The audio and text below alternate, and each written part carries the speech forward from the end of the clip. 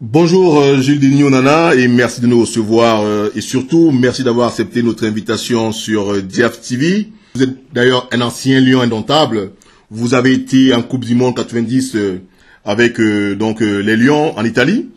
Vous avez été pendant longtemps joueur du Canon de Yaoundé. Et en 94 d'ailleurs, si j'ai bonne mémoire, vous avez été plutôt blessé, ce qui n'aura pas forcément arrangé les choses pour la Coupe du Monde 94. Est-ce que j'ai bien résumé un peu votre carrière dans la tanière des Lions indomptables? Est-ce que vous avez quelque chose à ajouter? Ouais, enfin, grosso modo, c'est ça. J'étais international de 1988 à 1995, pratiquement 7 ans. Donc, le point de la carrière, c'était la Coupe du Monde de 90. Malheureusement, je me suis blessé en préparant celle de 94. J'étais remis, mais bon, l'entraîneur de l'époque a estimé que bon, je ne pouvais pas faire partie du groupe des 22. Oui, juste pour nos auditeurs qui nous suivent, hein, l'entraîneur en 94 des Lions indomptables s'appelle Henri Michel. Hein. Bon, j'ai accepté la décision. Bon, j'ai été capitaine du Canon pendant quelques années. Ouais, bref, en tout cas, les anciens savent quel a été mon parcours tant en championnat national qu'en équipe nationale pendant quelques années. Alors, Jules Onana, la Coupe du Monde se déroule en ce moment au Brésil. Hein. Je sais que vous aujourd'hui qui avez continué à apporter votre contribution au sein d'une jeunesse mondiale, même si elle se trouve en Indonésie aujourd'hui. Donc je sais que vous êtes resté dans le sport et que vous n'avez de toute façon pas détourné vos yeux, votre regard de ce qui se passe en général au sein de la tanière des Lions. Nous allons y revenir. Mais avant ça, je voudrais quand même qu'on revienne dans le passé du grand stopper que vous avez été à la fois du Canon et de l'équipe nationale du Cameroun. Comment est-ce que Jules Nana arrive dans le football?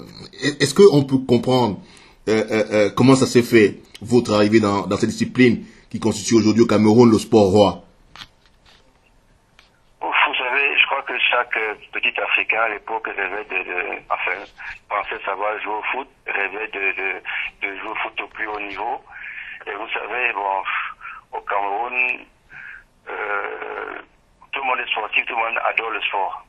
Et quand vous avez la chance de côtoyer certains grands joueurs qui deviennent vos idoles plus tard, lorsque vous avez la chance de côtoyer des dirigeants de sport passionnés qui peuvent tout donner pour le sport qu'ils ont aimé, bon, il se crée des vocations. Ensuite, bon, le parcours de la vie font que vous choisissez le football ou pas, le parcours de la vie font que vous puissiez rejoindre un club, vous épanouir dans ce club-là, vous faire remarquer parce que vous avez envie vraiment de percer. Bon, peut-être des concours de circonstances qui vous amènent à faire des choses plutôt que d'autres. Et puis bon, on devient footballeur par passion. On a le choix, mais bon, l'amour du sport, l'amour du football, vouloir devenir un petit Aoudou, par exemple, ça vous pousse à vous surpasser à l'entraînement. Et si vous avez la chance qu'un entraîneur vous repère, et bon, ces choses, ça s'enchaîne comme ça. Mais alors, on a tout à l'heure compris hein, que vous avez fait état de ces dirigeants de sport qui vous donnent envie de faire carrière dans cette discipline-là. Permettez-moi quand même de revenir là-dessus. Aujourd'hui, est-ce que vous pouvez partager avec nous les noms de quelques dirigeants sans faire de jaloux, n'est-ce pas, qui vous auront marqué pendant votre carrière? Waouh, les gens qui m'ont marqué, il y en a. Vous savez, le Cameroun a eu de grands dirigeants du sport. Quand on prend le Cameroun de Yaoundé, on prend le Douala, le Racing de Bafoussam. Il y a des noms pour nous qui étaient des mythes. Quand on parle du président Congo Edima, quand on parle du président Sarabi, ce sont ils ont tout donné pour le football parce qu'ils ont adoré ce sport, ils ont adoré la jeunesse. Donc bon, j'en parlais encore dernièrement avec Fetumba, qui est actuellement en Afrique du Sud. Et bon, on a un peu la nostalgie de ces grands dirigeants du sport en fait. Vous avez l'impression que ces dirigeants mythiques ne sont plus présents dans la scène sportive camerounaise et si oui, Est-ce que vous croyez que c'est l'une des raisons pour lesquelles ce sport, ou alors le sport en général au Cameroun, ne connaît plus son âge d'or? Vous savez, lorsque vous avez des dirigeants qui aiment le sport, qui aiment la jeunesse et qui donnent tout pour que la jeunesse puisse s'épanouir, les jeunes ont envie parfois de se battre pour ces dirigeants. Moi, j'ai connu un président de club, le regretté Oona. Bon, il était tellement paternel qu'on a envie de se battre pour lui. Et je ne pense, je ne parle même pas des grandes figures qui ont apporté les plus beaux titres au club camerounais, comme le Canon, l'Union Douala. Et lorsque vous avez des dirigeants comme ça, qui sont tellement paternels, qui sont tellement près de vous, vous avez envie de vous battre pour eux. Maintenant, je crois que les rapports ne sont plus aussi étroits avec les joueurs, parce que les joueurs, bon, il y a beaucoup de problèmes extra-sportifs, on regarde beaucoup plus l'argent que le relationnel. Bon, c'est notre façon de voir le football, mais je crois que l'époque où nous pouvions compter sur des dirigeants vraiment paternalistes qui nous entouraient vraiment, non seulement de moyens matériels, mais surtout de beaucoup d'amour. Cette époque, je crois, je manque un peu au Cameroun actuellement. On a comme l'impression que les dirigeants sportifs camerounais aujourd'hui sont plus portés vers la vente des joueurs. Peut-être que c'est là-dedans qu'il faut aller chercher aussi les causes de la situation actuelle de notre sport roi. On voit de plus en plus un championnat camerounais qui est totalement, on va dire mort, hein, le mot n'est pas exagéré. Vous aujourd'hui, je sais que même si vous êtes en Indonésie, vous gardez un œil là-dessus. Quel est votre avis là-dessus? Ce championnat camerounais qui est totalement inexistant. Vous savez, à l'époque, nous avions de gros mécènes du football. Ils avaient envie de goûter à la gloire à travers le football. Oui. Et c'était vraiment des gens qui se démenaient, qui se décarcassaient. Et ils donnaient tout pour que les autres puissent s'épanouir. Maintenant, le football, bon, c'est la dimension actuelle, hein, la dimension internationale. Le football, c'est beaucoup d'argent. Et heureusement ou bien malheureusement, ceux qui gèrent le football maintenant doivent penser à faire des rentrées, parce que sans argent, on n'a plus rien. Mais bon, l'argent qui intervient dans le football dénature un peu les rapports entre les dirigeants et les joueurs. Mais bon, qu'est-ce que vous voulez? Si on est professionnel et qu'on vit de ce sport-là, on doit mener d'autres relations. Nous, à notre époque, c'était des relations familiales, des relations beaucoup plus d'homme à homme, de père à fils entre nous, avec nos dirigeants. Et bon, maintenant, les footballeurs doivent vivre de ce sport. Bon, il y a des dérives, mais il faut savoir les gérer. Si ça marche en Europe, ça devrait aussi bien marcher chez nous. Bien, c'est ce que j'allais dire, parce que quand on fait une comparaison quand même, je peux me permettre de dire quand même que en 82 et en 83, moi j'ai lavé des gobelets pour des joueurs comme Manga Ongene, des joueurs comme Thomas Nkono. À l'époque, ils dormaient, ils prenaient ensemble des appartements à la Cité des Douanes pour préparer des matchs importants de championnat du Cameroun.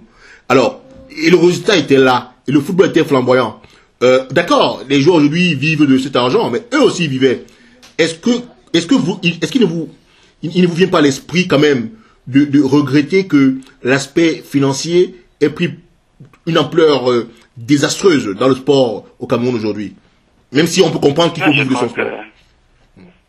Non, je crois que l'apport de l'argent doit être maîtrisé et contrôlé. Voilà. Je crois que le rapport du tout à l'argent ne pourra jamais faire progresser un pays ou bien des équipes de foot ou bien progresser la jeunesse. Ce que l'on rencontre au Cameroun, j'entendais même Paulo César, le Brésilien qui a joué en 1970, parler de la nouvelle génération brésilienne. Il ne se retrouve pas dans cette nouvelle génération. Le problème n'est pas seulement au Cameroun, oui. Je crois qu'il est mondial. L'esprit des anciennes générations n'est pas le même. Bon, maintenant, il faut on vit dans notre époque, gagner de l'argent quand il s'en faut, mais je crois qu'un joueur, lorsqu'il arrive au terrain, lorsqu'il a défendu les couleurs, ne devrait pas penser à son compte en banque. Lorsqu'il est au terrain, il pense au ballon, il pense à gagner un match, il pense à être le meilleur sur le terrain, à faire gagner son équipe. Le compte en banque, on s'en occupe peut-être à la fin du mois, ou bien on laisse des gens gérer le compte en banque. Mais le joueur, l'essence du joueur doit rester. Un gars comme Messi, quand on le voit jouer, on oublie qu'il est le joueur le plus cher du monde. Il se bat pour son maillot en club, il se bat pour son maillot en équipe nationale. Le compte en banque, il ne s'en occupe pas. Je vous comprends aussi, sauf que nous devons quand même dire que, en même temps qu'aujourd'hui, les joueurs ne devraient pas mettre en avant l'aspect financier, quand on voit quand même qu'aujourd'hui, de plus en plus, il y a ce véritable problème où les joueurs veulent bien se sacrifier pour on va dire, pour le maillot, ou alors pour leur nation, mais les retombées financières sont généralement redistribuées, mais ne retrouvent jamais la poche des joueurs. Ça c'est quand même un problème, non? Oui, je crois que en fait, je pense que c'est le gros problème. C'est le gros problème, parce que, bon, pourquoi les problèmes de primes se posent avec autant d'acuité au Cameroun? Je crois que c'est parce que les joueurs ont l'impression que, il faut pas se tromper, hein. L'argent qui vient de la FIFA, ce sont les joueurs qui le travaillent. Voilà. La FIFA donne de l'argent au Cameroun parce que des joueurs se sont qualifiés pour une compétition, parce qu'ils ont sué 100 € pour se qualifier. Mais si le joueur n'a pas l'impression de profiter de son travail, ou bien s'il n'a pas l'impression que l'argent qu'il a produit sera investi à bon escient, il y a un problème de confiance. Et si les problèmes de primes se posent avec autant d'acuité au Cameroun, c'est parce que le problème de confiance n'a jamais été résolu. On négocie en tirant vers le haut, ou bien on négocie en se donnant des coups de poing. Certains pays négocient en tirant ensemble vers le même objectif. Au Cameroun, on négocie à coups de poing. Et en football, ce n'est pas la bonne ambiance.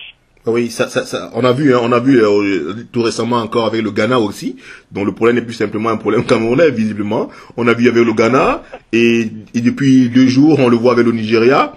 Pourquoi ce problème devient un peu symptomatique en Afrique? C'est parce que nous sommes incompétents, nous, en Afrique? Non, je ne pense pas. Le problème, c'est que, bon, il faut établir un climat de confiance, c'est tout. Il faut établir un climat de confiance. Mais pourquoi on n'y arrive pas? Pourquoi on n'y arrive pas? Est-ce qu'il y a une espèce de quoi dire exagéré ou démesuré chez les dirigeants africains? Parce que là, il faut quand même qu'on essaie de comprendre. Le championnat camerounais est totalement aujourd'hui tombé. La dernière fois que j'ai été au Cameroun, j'ai pris quelques photos du championnat camerounais. Mais c'est impensable que le pays de Nana Lundu, le pays de Judéo Nana, le pays de Ndumbelea, de Roger Mila, d'Etofis, et encore à cette date des infrastructures de ce niveau-là. Mais où va donc l'argent de la FIFA? Que travaillent les joueurs? Pourquoi les joueurs ne peuvent-ils pas profiter de cet argent-là? Qu'est-ce qui se passe réellement? Je crois que c'est le problème. Parce que bon, si on pouvait montrer aux acteurs du football que l'argent qu'ils produisent sert au football, je crois qu'il y aurait beaucoup moins de discussions tendues lorsqu'on parle de primes. Les joueurs, justement, réclament des primes parce que je pense qu'ils ne veulent pas que cet argent-là aille dans des poches qu'ils ne connaissent pas. Bien sûr. Si, depuis qu'on nous allons en Coupe du Monde, il y a plein d'anecdotes que l'on peut raconter, mais depuis qu'on n'a pas tiré comme une Coupe du Monde, oui. Quel est l'argent que la FIFA a pu donner au Cameroun pour retomber la Coupe du Monde? Qu'en a-t-on fait? Si ces choses-là avaient été clarifiées, enfin, il ne faudrait pas donner l'occasion aux joueurs de penser que cet argent-là est mal géré. Et ce que les joueurs pensent actuellement, c'est que l'argent qu'ils produisent est très mal géré. Tout à fait. Et ça fait que lorsque on leur demande de faire des sacrifices, ils demanderaient pourquoi eux en feraient et pourquoi ces sacrifices-là ne serviraient pas au football, mais plutôt, entre guillemets, à certaines personnes. Qui n'ont d'ailleurs rien à voir avec le football parfois, hein? Il paraît, oui. Enfin, il faut rétablir un climat de confiance. Bien sûr, bien sûr. Je le dis bien, on négocie. Je prends l'exemple de la Suisse, qui va en Coupe du Monde, négocie des primes. Les joueurs, ils veulent qu'on les mette à l'épreuve. Ok, on prend une petite chose de participation et on prendra de gros bonus si on arrive très loin en compétition. Ok, on tire ensemble vers le haut. Au Cameroun, qu'est-ce qui se passe? On bagarre. C'est toujours la bagarre entre les dirigeants et les joueurs. Dans une telle ambiance, c'est difficile de bâtir. Difficile. Oui, donc on a bien compris. Donc pour vous, il y a une véritable crise de confiance qui explique l'attitude des joueurs. Donc en même temps, vous nous laissez entendre que vous comprenez bien la grogne des Lions quelques jours avant leur départ pour le Brésil. Hein. C'est bien ça? Mais disons que il faudrait mettre le point à plusieurs niveaux. Oui. Pourquoi faut-il attendre la dernière minute pour régler des problèmes aussi importants? Pourquoi? Oui. Sachant que ces problèmes-là auront une incidence sur le groupe et sur les résultats. On veut être professionnel. On gère des professionnels. Je parle de l'équipe nationale. Je parle pas du football au Camerounais, du football camerounais au Cameroun. On gère des pros en équipe nationale. C'est ces enfants-là. Ils sont habitués à de la rigueur, à de la discipline, à certaines choses au niveau du club. Oui. Il faut les gérer en équipe nationale comme des pros.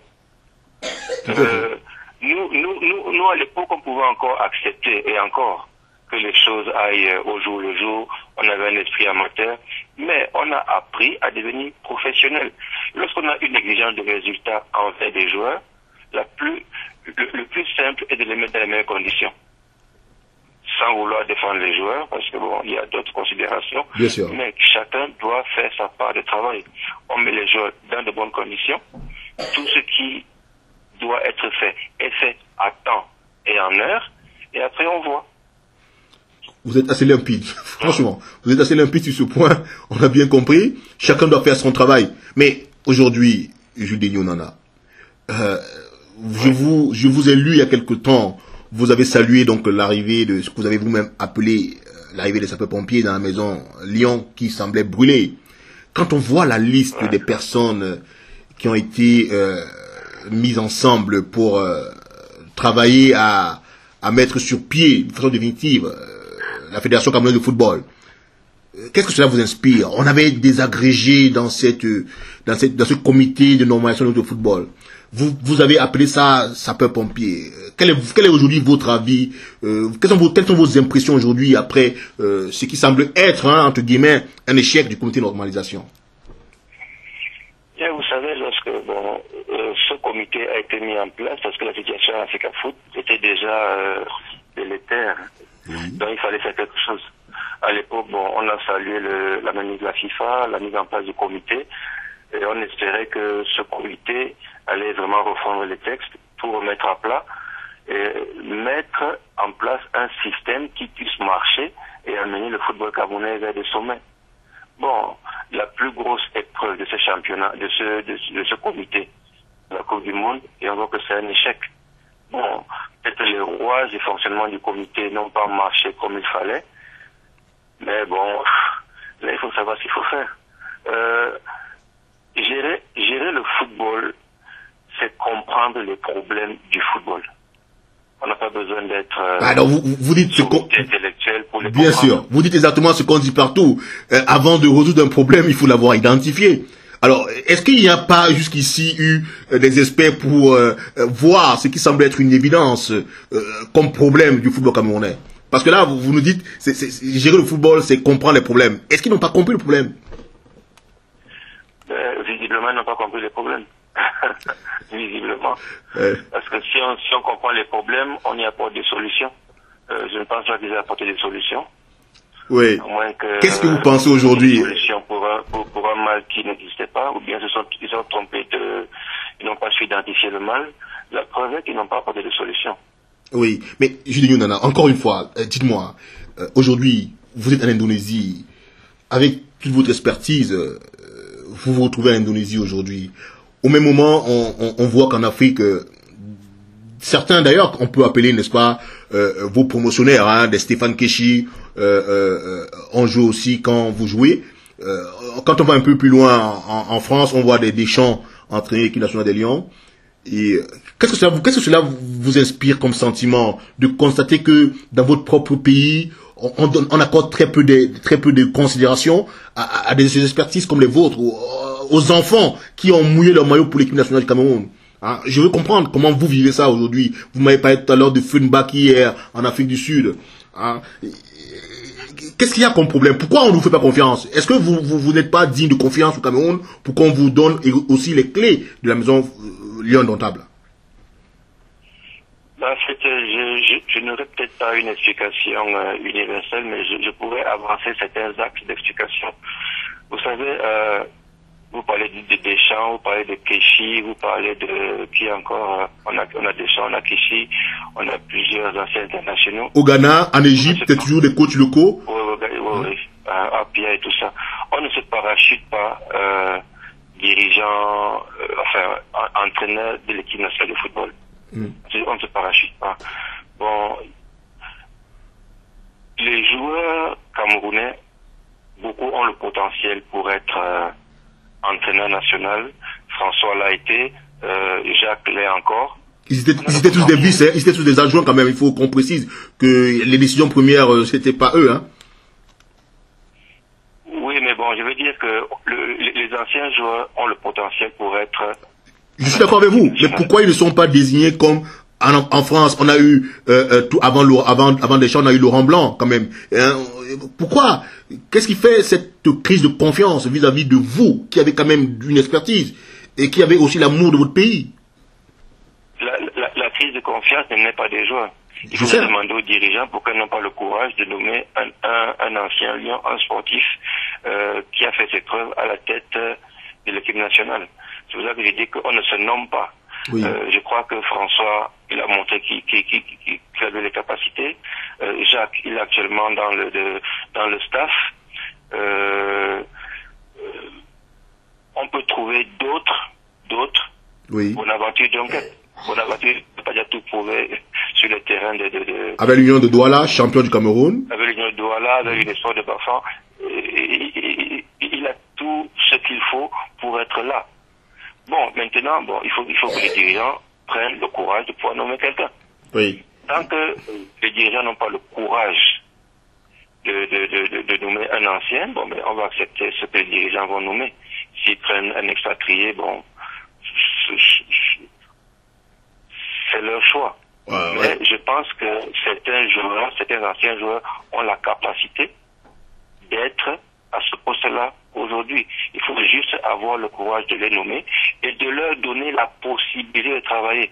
D'accord. Ça, c'est le gros problème. Voilà, vous dites que c'est un gros problème. Est-ce que vous êtes en train de nous dire que lorsque au Cameroun on est entraîneur, on n'a pas les mains libres pour travailler? Non, mais ce n'est pas un secret. Lorsque des anciens comme Jules Nyonga a été entraîneur national, il fallait qu'il crie sur les toits pour qu'on lui laisse les mains libres. Donc on a toujours l'impression que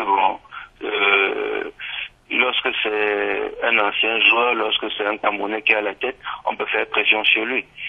Ces entraîneurs, sont des hommes durs. Ils ont résisté à certains moments, mais parfois la pression est tellement plus forte sur les entraîneurs locaux que sur les entraîneurs expatriés. Mais il faut comprendre que les entraîneurs locaux ont la capacité d'être à ce poste-là. Mais il faudrait qu'on puisse leur donner la possibilité de travailler, leur laisser surtout les mains libres. Il ne faut pas qu'il y ait des a priori sur les entraîneurs locaux. Ça ne marche pas. Ça ne marche pas. Oui. Ça ne marche pas. Oui, je crois qu'on comprend très bien ce que vous entendez par les mains libres. On sait très bien que très souvent, même les ballons au stade manquent aux entraîneurs. Je veux dire, au-delà même des immixtions dans le choix des joueurs, on sait que des choses essentielles telles que l'eau, des sifflets, n'est-ce pas, ont souvent manqué aux entraînements parce que on a un entraîneur local. On sait que parfois même le téléphone n'est pas chargé pour pouvoir appeler les joueurs et prendre de la nouvelle. Hein. Alors, j'ai un autre petit point sur lequel je vais revenir quand même, sur ce qui se murmure souvent quand on a un entraîneur local. Moi, je voudrais avoir votre avis là-dessus, votre opinion personnelle là-dessus. Il est souvent dit que les entraîneurs locaux marchandent les places à l'équipe nationale. Quelle est votre impression? Quel est votre avis sur ce point? Vous savez, beaucoup de choses sont dites. Le football, ce n'est pas blanc comme neige. Oui. C'est que ça le niveau. je connais le football, j'ai été footballeur pendant des années, je suis agent de joueur, je connais ce qui se passe dans le football. Mais qu'on ne pense pas que tout ce qui est négatif est à mettre au compte des entraîneurs nationaux qui dirigent les clubs ou l'équipe nationale. Oui. Il faut pas. Parce que à tous les niveaux, quel que soit le niveau, les choses pas claires se passent. Ça c'est, on est dans le football. Le football c'est beaucoup d'argent, c'est beaucoup de mafia. Si même les grandes instances du football peuvent être touchées par des micmacs, on peut revenir également à tous les niveaux, au plus bas étage, il y aura tous des micmacs. Bon, je ne cautionne pas, je constate juste que c'est des choses qui arrivent. Mais que l'on dise qu'on ne donne pas l'équipe nationale à un local parce qu'il y aurait ceci, il y aurait cela, je ne suis pas d'accord. Parce que même les étrangers qui viennent sont dans les mêmes magouilles. Oui, on l'a aussi entendu souvent avec certains entraîneurs étrangers, effectivement. Vous avez bien fait d'apporter cette précision. Et aujourd'hui, Julien Nana, nous allons aborder maintenant, nous allons aborder la partie préparation des Lions pour la Coupe du Monde et même leurs prestations en Coupe du Monde. Vous avez donc suivi comme tout le monde cette Coupe du Monde à ce jour. Quelle est votre analyse aujourd'hui de la Coupe du Monde sur un plan global, hein, pas seulement focalisé sur les Lions Indomptables, comparativement à toutes celles qui ont précédé? Non, globalement, je me dis qu'elle est d'un bon niveau. Bon, ce que je constate, c'est que les soi-disant grands pays de football, comme on déjà fait leur valise, on parle de l'Angleterre, on parle de l'Italie, on parle du Portugal, encore que le Portugal est passé grâce à un repêchage. Pour ça, il faut le souligner aussi. Mais on se rend compte que ce sont, entre guillemets, les petites équipes qui font sensation. Oui. Quand vous voyez l'équipe du Costa Rica qui passe, oui. Le Chili. Vous voyez vous voyez le Chili, vous voyez le Mexique. Et même la Grèce, hein. Oui, vous vous rendez compte que le football change. Bon, pourquoi le football, pourquoi les grands pays tombent-ils? Je crois que ce qu'on appelle les petits pays, oui. Ils ont faim, ils veulent prouver qu'ils existent. Parce que maintenant, aux yeux du monde, le football montre qu'une nation existe. On positionne un pays sur le globe terrestre par rapport à sa prestation en football, par rapport à sa prestation sportive. Donc certains pays existent maintenant, comme le Cap-Vert a existé en Afrique pendant les éliminatoires, le Costa Rica maintenant existe. C'est vrai. Donc, les petits pays ont faim et ils veulent prouver. Bon, peut-être que les gros pays, les grands pays, comme on disait avant, pensaient pouvoir passer tranquillement et les doigts dans le nez, et ça devient de plus en plus compliqué. De plus en plus compliqué. Est-ce que cela ne montre pas finalement est-ce que cela ne traduit pas finalement ce qu'on disait bien avant, que ces petits pays qui n'ont peut-être pas les mêmes moyens que les grands pays d'Europe, ça montre bien que le football c'est deux pieds, hein. C'est-à-dire que peu importe les moyens que vous gagnez en Europe, il faut. D'ailleurs, c'est une expression que vous aimez bien. Il faut valider votre statut sur le terrain. Mais oui, le joueur de football, il prouve à chaque minute de chaque match quel est son statut. On ne doit pas se laurier, on ne doit pas suivre une réputation. Si on doit sur sa réputation, on se fait doubler par le voisin. Le joueur de football, à chaque entraînement, à chaque match, doit prouver qui il est. Et en plus, il doit prouver qui il est par rapport aux joueurs entre guillemets qui sont déjà établis. Et le joueur qui est établi doit prouver qu'il est le meilleur. Ça, ouais. C'est le football, c'est la compétition à outrance. Quand un footballeur oublie qu'il doit prouver chaque jour qu'il est le meilleur, il est dépassé. Il est dépassé. Et bon, ce qui me gêne, moi, en tant qu'ancien Lion, c'est d'avoir l'impression, j'ai bien l'impression que les joueurs camerounais au terrain n'ont plus envie, ils n'ont plus faim, ils n'ont plus cette rage de gagner les matchs. C'est difficile à voir à la télévision, c'est difficile à voir. Parce que quand on voit un match Cameroun-Mexique, par exemple, on a l'impression que les Mexicains en veulent plus que les Camerounais. Oui. Lorsque on voit le match Croatie-Cameroun, on a l'impression que les Croates en veulent plus que les Camerounais. Oui. Et qu'est-ce qui explique cela alors? À votre avis, quelles sont les causes d'une telle attitude sur le terrain? Ben, c'est difficile à imaginer parce que bon, je sais pas. Actuellement, pratiquement tous les joueurs qui évoluent en Coupe du Monde sont des millionnaires. Pratiquement tous. Donc ils sont à l'abri du besoin. Un peu, comparativement aux générations avant les vôtres, et même les vôtres, ils sont à l'abri du besoin. Ils devaient être plus motivés. Comment comprendre ça? Non, justement, parce que bon, enfin, je voudrais dire que lorsqu'on regarde pratiquement toutes les équipes de la Coupe du Monde, pratiquement toutes sont faites de joueurs millionnaires. Donc l'argent, ils en ont. L'argent n'est pas, je pense, la plus grande motivation pour eux. Parce que le matériel, ils l'ont déjà. Maintenant, lorsque vous vous retrouvez sur un terrain, qu'est-ce qu'il vous reste à prouver? Il vous reste à prouver que vous avez un statut de grand joueur et que vous défendez ce statut-là. Vous défendez l'histoire de votre pays, vous défendez le moyen que vous portez. Tout à fait. Mais lorsque sur un match, vous avez l'impression que les joueurs n'ont pas envie, parce que l'impression générale, c'est ça. On a l'impression qu'ils n'ont pas envie. À part 2-3 joueurs qui se défoncent et que tout le monde voit se défoncer, on a l'impression que au cours de la troupe, il y a un truc qui ne va pas. Je sais pas, mais bon, c'est comme ça que moi je le ressens. Oui, mais d'accord. Ça s'est ressenti effectivement. Aujourd'hui, nous devons comprendre pourquoi il y a une telle attitude d'apathie générale au sein des Lions indomptables, au sein de nos Lions même. Oui. Alors, moi j'ai une question, Julien, vous l'expert, vous avez probablement suivi les Lions pendant les préparations. Est-ce que quelque chose n'a pas cloché? On voit une équipe nationale du Cameroun qui nous donne l'impression d'être rageuse contre l'Allemagne. Et puis, contre le Mexique, premier match, paf, rien du tout. Qu'est-ce qui s'est passé? Comment ça s'explique, vous, sportif et haut niveau? Non, en fait, je pense que pendant la préparation, ils sont allés crescendo. Et comme le disait l'entraîneur, le match de référence, c'est le match contre l'Allemagne. Oui. Et les gars, ils ont fait un super match contre l'Allemagne. Un bon résultat en soi. Oui. Mais je pense qu'on a mal géré ce résultat, mal géré cette préparation. Ce qui devait être, comment dirais-je, le match de référence des Lions, oui, réussi, ne nous a pas permis de bâtir pour la suite.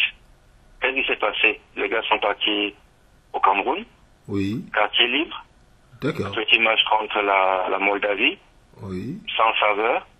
Ensuite, des problèmes à gérer avant le départ, un départ retardé, reprise des entraînements au Brésil, quelques heures de décalage horaire, se remettre à flot, et ensuite rencontrer une équipe mexicaine qui savait que ce match était le match à ne pas perdre. D'accord. Bon, on engage le match contre le Mexique, on n'est pas dans de bonnes conditions. Tous les bienfaits de la préparation ont été noyés avec le retour au Cameroun. C'est mon analyse. D'accord.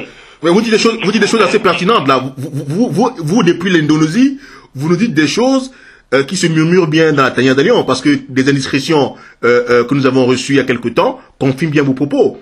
Parce qu'il se pourrait même que les Lions, une fois rentrés au Cameroun, c'était vraiment quartier libre, au sens vraiment propre du terme. Hein. C'était vraiment ça. Donc, comment expliquer que des gens qui sont en train d'aller en compétition internationale, mondiale, s'autorisent autant de laisser aller, hein, qui viennent avoir un impact négatif dans leur rendement sur le terrain? Est-ce qu'il n'y a pas un problème d'encadrement des Lions indomptables? Est-ce qu'il n'y a pas un problème, finalement, de gestion de cette équipe nationale aussi? Ben, en fait, comme je le disais, les joueurs ne décident pas de leur programme, ou en fait ne devraient pas décider de leur programme.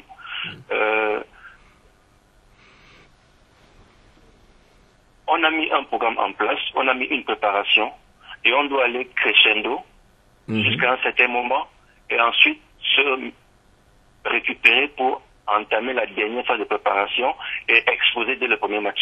Parce que je pense que le Cameroun savait que le match contre le Mexique était la clé de tout.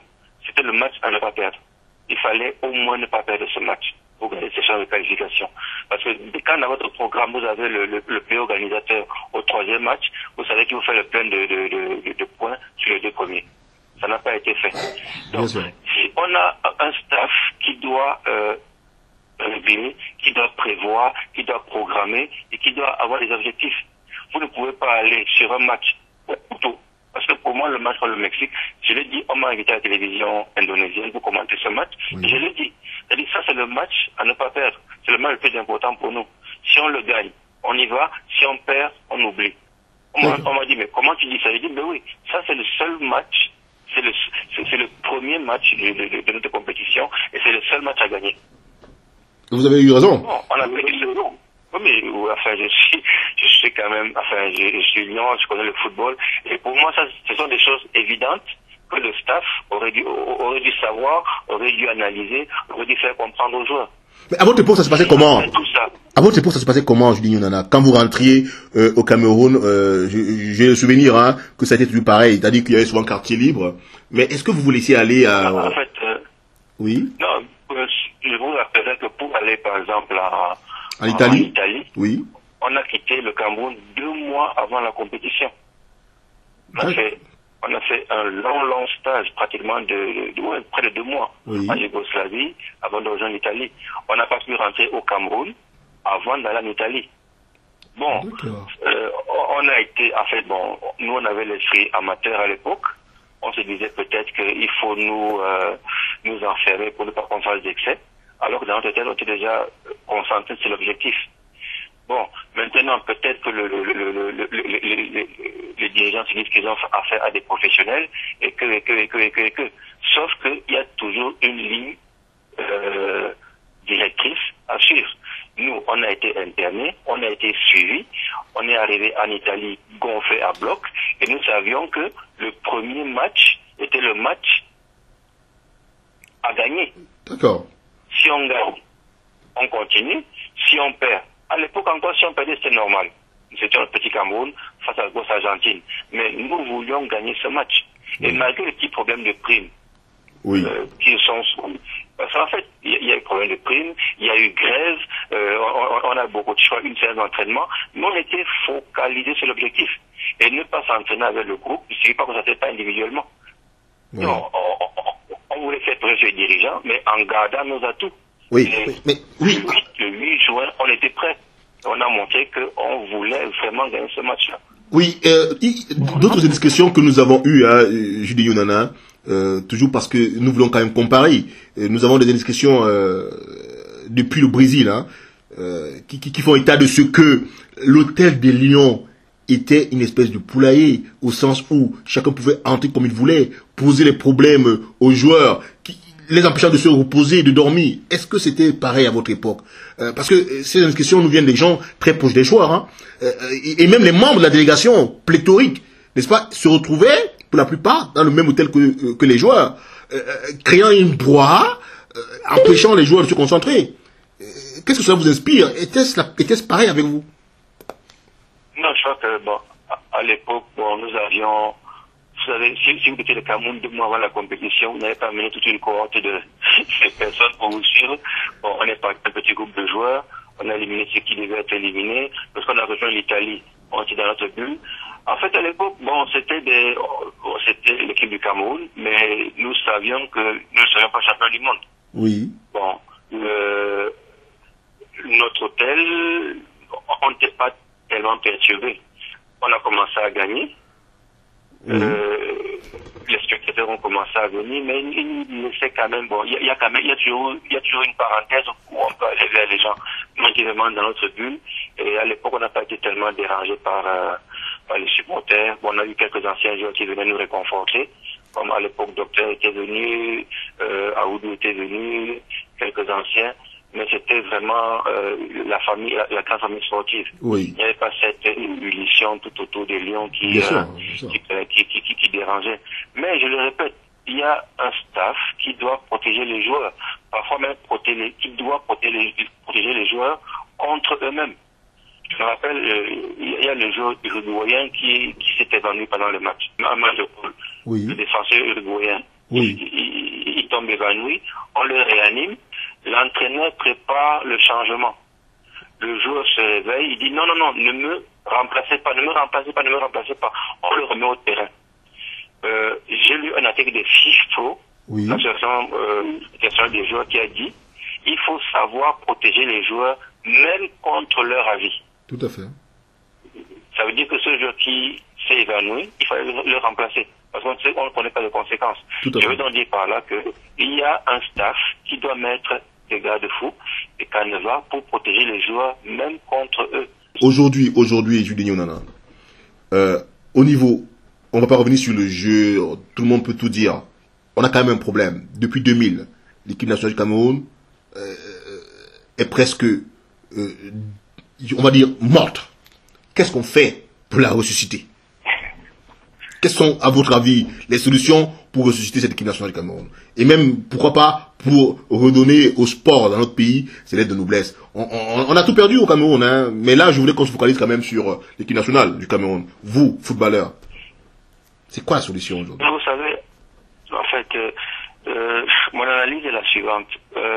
Pendant trop longtemps, on a juste regardé l'équipe nationale. Le football camerounais, ce n'est pas seulement l'équipe nationale. D'accord. Ce n'est pas seulement l'équipe nationale. Le football camerounais existe par ses ambassadeurs que sont Samuel et les autres. Bien sûr. Il existe par ces grands ambassadeurs du football camerounais. Mais le football camerounais du Cameroun doit exister. Où pourrons-nous avoir de grands joueurs camerounais si on ne regarde pas le vivier national qui doit être le championnat de Ligue 1 au Cameroun, Ligue 2. Il faut que ce championnat soit compétitif. Voilà. Ce qui n'est plus le cas aujourd'hui. Il faut qu'il puisse vivre à nouveau. Comment on fait parce que vous-même vous avez parfois reçu des jeunes Camerounais avec un potentiel footballistique avéré, mais qui se retrouvaient parfois en Indonésie et incapables de pouvoir continuer à jouer au football parce qu'ils étaient sans papier. Est-ce qu'il n'y a pas tout ça qui fait problème aujourd'hui dans la réorganisation de notre championnat d'élite locale, hein? Des joueurs qui n'arrivent pas à maturation et puis sont repartis. Qu'est-ce qu'on fait pour gérer tout ça, pour construire tout ça? Non, vous savez, il faut pouvoir faire revivre le championnat camerounais. Comment? Il faut travailler à la base. D'abord, il faut travailler à la base. Il faut pouvoir mettre des structures en place pour que les jeunes aient envie d'apprendre à jouer au foot et qu'ils apprennent bien à jouer au foot. Pour qu'un jeune apprenne à bien jouer au foot dès la base, il faut qu'il sache il faut qu'il apprenne déjà à jouer sur le bon terrain. D'accord. Il faut qu'il sache se nourrir. Il faut qu'il sache s'entraîner. Il faut qu'il ait un entraîneur qui sait entraîner. Oui. Je veux dire qu'il faut former des formateurs pour revenir à la base. D'accord. On ne peut pas bâtir un football seulement sur l'équipe nationale.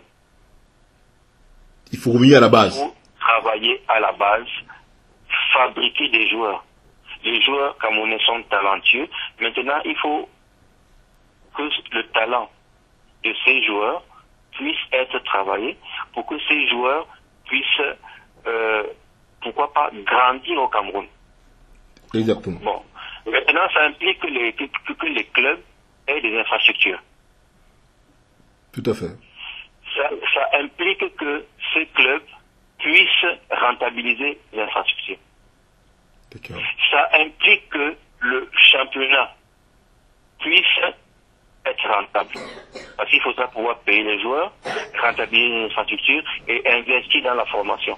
Donc ça implique également une redistribution quand même des recettes des stades de façon équitable, de façon à permettre aux équipes, aux clubs de pouvoir quand même vivre. Oui, bon, pour redistribuer les recettes des stades, il faudrait déjà en avoir. Ah, ça c'est vrai. Bon, Comment faire maintenant pour avoir des essais de stade? Il faut que le spectacle soit de qualité. Je suis d'accord. Comment fait-on pour avoir un spectacle de qualité? Il faut des joueurs qui soient bien formés. Comment forme-t-on les joueurs? On les prend tôt et on les éduque. C'est une chaîne. C'est une chaîne. Tout est lié en football. Tout est lié. Quand moi je partais au stade, voir Abega Théophile, voir Nkono Thomas, mais je rentrais du stade, j'étais émerveillé. Émerveillé. Bien sûr. Je ne sais pas si maintenant un joueur camerounais va au stade et a envie d'être le meilleur joueur du Cameroun actuellement, je ne sais pas. Mais quand j'allais au stade, je voyais tous ces grands joueurs-là. Et forcément, tu rentres du stade, tu as envie d'être comme eux. C'était à l'époque, c'était nos idoles, c'était nos idoles. Bien sûr. Donc, en gros, il y a même une crise de modèle, pour la jeunesse camerounaise. Bien sûr. Bon, maintenant, déjà, il nous faisait rêver. On n'avait pas besoin d'aller voir les vidéos à l'époque des joueurs européens. Ce qu'on voyait sous nos yeux nous faisait déjà rêver et on voulait être comme eux. C'était nos idoles. Bon, maintenant, est-ce qu'un joueur qui évolue au Cameroun a envie de copier un joueur camerounais? Je ne sais pas. Tu demandes quel est son meilleur jeu, va te citer un joueur professionnel, espagnol, un joueur argentin, un joueur français. Mais nous, on avait ces idoles devant nous. Elles avaient gravi devant nous. On les avait vues à l'entraînement. On savait qu'on pouvait y arriver. Non, il faut pouvoir créer cette envie aux joueurs camerounais déjà de jouer chez lui. Mais il faut lui donner les moyens d'avoir envie de jouer chez lui. Oui, Julien Nana, on est tout à fait d'accord avec cette analyse. Hein. D'ailleurs, je vois pas un esprit raisonnable et sérieux qui vous contesterait une analyse. Hein. C'est-à-dire l'absence aujourd'hui de leaders, de modèles qui fassent rêver. Mais est-ce que vous vous êtes souvent interrogé sur ces histoires autour de certains de nos leaders aujourd'hui qui finalement risquent de casser le mythe? Vous avez parlé, je ne vais pas focaliser forcément sur lui, hein, mais on peut pas ne pas s'arrêter un instant. Quand vous allez voir des Abega Théophile et Touma Nkono, il n'y avait pas autant de casseroles à l'époque autour d'eux. Quand vous entendez parler de Samuel Eto'o, tout ce qui se dit autour du joueur là, est-ce que parfois ça ne crée pas non plus aussi une espèce de cassure du mythe, hein? Tout récemment encore avec ces déclarations à la veille d'un match important contre la Croatie, hein? C'était la Croatie, je crois, c'est ça? Il a dit qu'il allait faire un déballage. Est-ce qu'il n'aurait pas pu attendre un peu avant de faire une telle déclaration? Et puis toutes ces histoires qui tournent autour de cette fille Nathalie Koa à la veille d'une Coupe du Monde, un 29 mai, on va déposer une plainte. Est-ce que tout ça ne participe pas à casser les mythes qui faisaient rêver les enfants? Vous savez, de répondre à cette question est assez difficile parce que bon, j'estime que le joueur doit jouer au foot. D'accord. Et on doit permettre aux joueurs de s'exprimer sur un terrain de foot. Toutes ces histoires qui sortent à la veille d'une Coupe du Monde, à la veille d'un grand match, bon, ça peut déstabiliser quelqu'un. Bon, mais vous ne pouvez pas reprocher à quelqu'un de réagir sur un problème personnel. Pour ne pas qu'il réagisse sur un problème personnel, ne lui imposez pas. Et puis, vous savez, maintenant, le monde est tellement ouvert que tout se sait, tout se dit. Bon, tout le monde traîne des casseroles. Peut-être que nos casseroles, à l'époque, étaient moins bruyantes que parce qu'il n'y avait pas Internet, hein? Mais bon, vous savez, c'est un milieu difficile. Bon, et puis, bon, une star, c'est une star. Une star, on la prend avec tout, avec ses plus et ses moins. Bien sûr. On parle de Ronaldo, on parle de Messi, on parle de Guardiola. Quand Messi parle de Guardiola, Guardiola parle de Messi. Bon, c'est des choses... Bon, c'est la vie du football. Mais il faut savoir se protéger nos joueurs, protéger nos idoles, et les idoles doivent savoir se protéger également. Il faut que chacun trouve la juste mesure, le juste milieu. Bien sûr, bien sûr. Alors, Julien Nana, aujourd'hui, on a donc noté que pour vous, la solution du football et même du sport en général au Cameroun devait commencer à la base, c'est-à-dire à la mise sur pied des formateurs, n'est-ce pas, d'une jeunesse sportive. Évidemment, on comprend maintenant pourquoi. Parce que l'autre question allait être celle de savoir ce que vous inspire l'absence des championnats au sucre au Cameroun, l'absence des grands championnats interquartiers qui autrefois étaient le vivier, n'est-ce pas, de tous ces joueurs qu'on a connus à l'époque, les Emimba, les Paul Manon, n'est-ce pas. Donc, alors, on a bien compris que pour vous, si la base est constituée, le reste suivra. Donc merci pour cette information-là. Alors, on continue sur la Coupe du Monde. Aujourd'hui, quelle est pour vous l'équipe, ou alors les 3 équipes qui pourraient marquer cette Coupe du Monde, arriver probablement en demi-finale? Ok, déjà je n'aime pas tout le pronostic. J'évite d'en faire. Mais bon, vous savez, je crois que je dis entre guillemets, les grands nations du football savent déjà que rien ne sera acquis, qu'il faudra s'accrocher pour aller gagner les matchs. Bon, ceci étant, je crois que il y a toujours des équipes qui se détachent du lot. Hein. Bon, le Brésil, quoique un peu brouillon, a des chances d'y aller.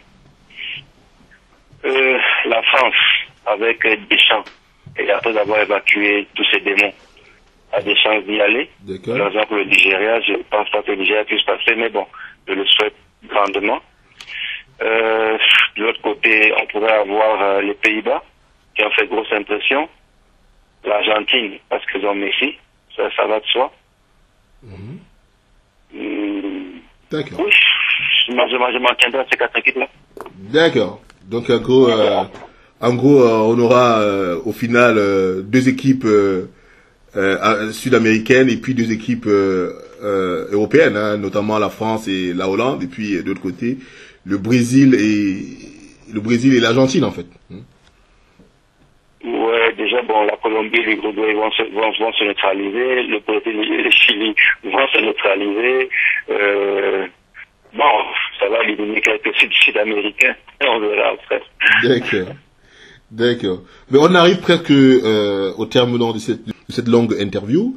Alors, est-ce que vous auriez un dernier mot à dire encore à tous ceux qui vous suivent aujourd'hui? On a bien précisé, n'est-ce pas, que c'est depuis l'Indonésie que vous réalisez avec nous de Diaf TV cette émission. Et c'est vrai que vous êtes assez rare hein, dans les médias camerounais. Qu'est-ce que aujourd'hui les auditeurs qui vous suivent peuvent encore retenir donc du grand lion indomptable que vous avez été, de ce grand stopper, n'est-ce pas, du canon de Yaoundé que vous avez été. Hein? Vous avez la parole. Merci. En fait, bon, moi, c'est vrai, depuis quelques années déjà, bon, ma fonction d'agent de joueur m'a amené à rester ici après les quelques années de football que j'ai passé ici. Bon, je parle beaucoup de formation parce que je m'occupe de la formation ici. J'ai été pendant 6 ans le directeur de l'académie Arsenal en Indonésie. Donc, c'est pourquoi j'en parle. Et récemment, j'ai ouvert ma propre académie de foot. C'est pour ça que je suis assez concerné par la formation. C'est la seule voie qui puisse nous amener à quelque chose. Bon, n'abandonnons pas l'équipe nationale, mais sachant que si nous voulons construire une équipe nationale durable, il faut penser à la formation et au championnat local. Moi, par exemple, je n'étais pas un super joueur.